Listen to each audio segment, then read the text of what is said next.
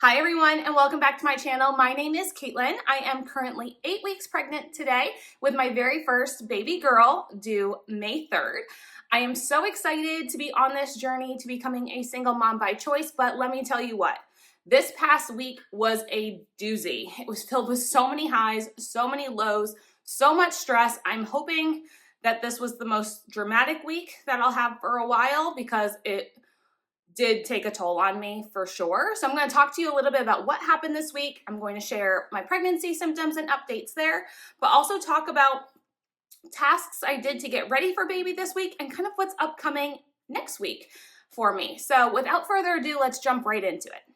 So on Monday was a great day. I put my very first deposit on a daycare. I'm very excited about the daycare, but they also couldn't commit to having a spot for me when I need it. So I am going to do another deposit on my backup daycare, which the hours actually work out a little bit better for the backup daycare in the event I don't have a spot at my first choice. I'm also going to be exploring both part-time and full-time nannies just based on my work schedule. So kind of working through the childcare situation there, but I'm feeling really good about it.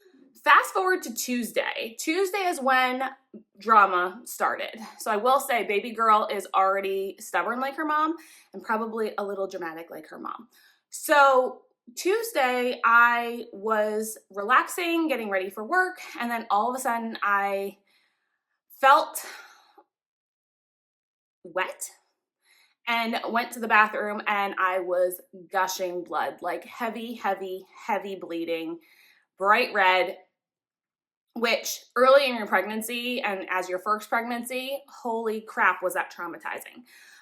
So I immediately panicked. I immediately thought that I was having a miscarriage and called my clinic. Thank God they're so sweet and they were able to get me in right away. So I had to cancel all my appointments at work and fly over to my clinic and they were able to see me. Baby girl was still doing great. Heartbeat was 153. And then also she was measuring on track. So baby looked fine and they really couldn't tell what it was. They thought maybe it was a subchorionic hematoma, but they didn't see one on the ultrasound. My cervix was still closed. So just kind of told me to be on pelvic rest and take it easy over the next couple of days. So that all happened Tuesday. I ended up coming home from work after that and just kind of having a low-key day. The whole day was emotional and like very traumatizing. Supposedly bleeding can be really common in your first trimester, which is interesting because nobody really talks about that. And I think the initial gut reaction is bleeding equals miscarriage. And so it was just a very stressful and emotional filled day. And then also, like, if we don't know what's causing it, like what's the long-term risks, what potentially is going on? Am I, is this the start of a miscarriage? Am I going to have more complications later? Is my miscarriage risk higher now? So many thoughts were going through my head. And as the week went on, the bleeding slowed and turned into more spotting. And so everything seemed to be like getting better, which was great. And then fast forward to me being at work yesterday, which was Saturday, and I'm with a customer. And next thing I know, I feel this gush again. Go to the bathroom, same thing. Lots of blood, heavy bleeding, bright red. And I'm like, not again. Like, is this, again, am I having a miscarriage? And it was just kind of the start of it on Tuesday. And now we're here again. And it's just, I wish I knew what was causing it. So I ended up leaving work again on Saturday. And my clinic couldn't get me in on Saturday, unfortunately. They could only see me on Sunday morning at 8. So for my own peace of mind, I ended up going to the ER and spending the day in the ER yesterday. And I'm glad that I did because I got some answers. And baby girl is still doing well. Heartbeat yesterday was 168. She was measuring right on track again. So baby looks great. Baby looks super healthy and progressing as normal. They did see a small subchorionic hematoma. So that is what has been causing the bleeding. And so it's at least nice to know that I have answers as to why I'm bleeding.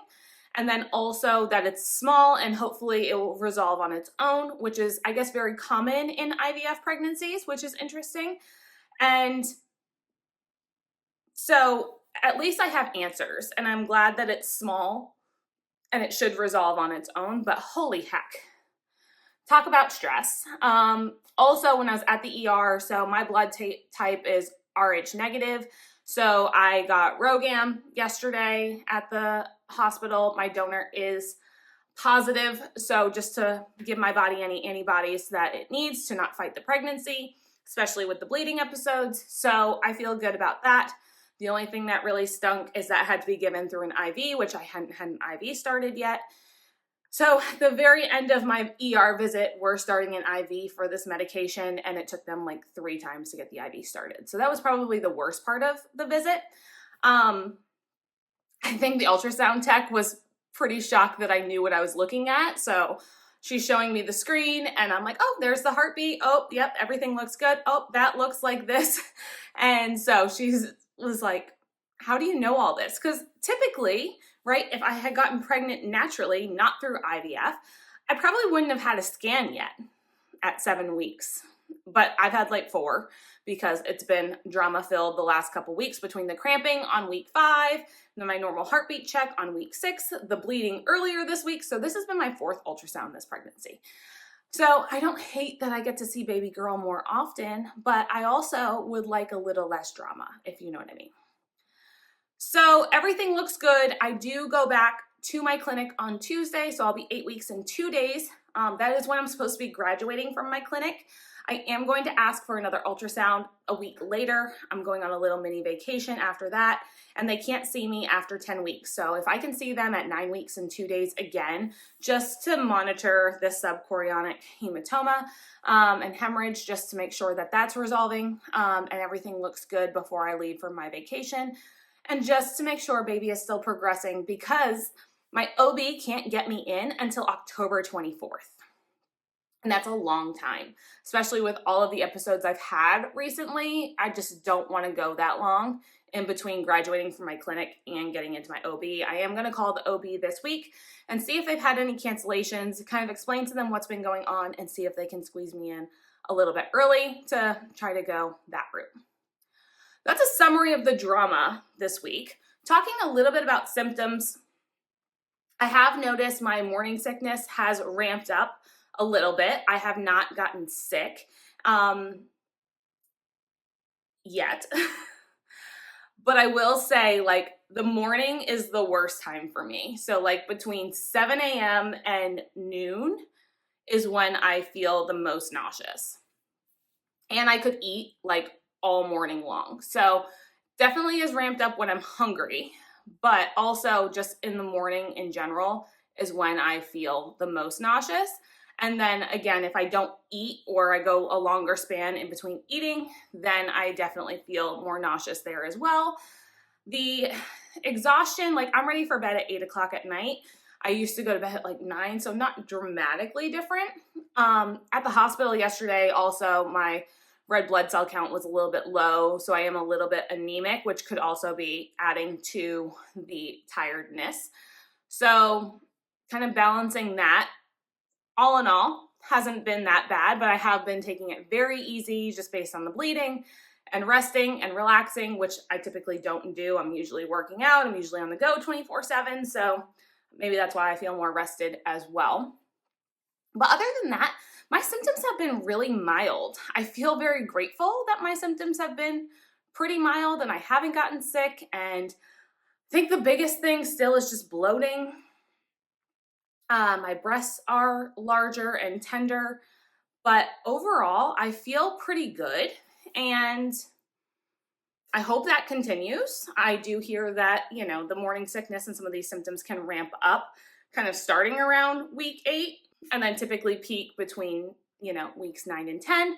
So fingers crossed that things continue to stay fairly mild as long as I keep eating small, consistent meals.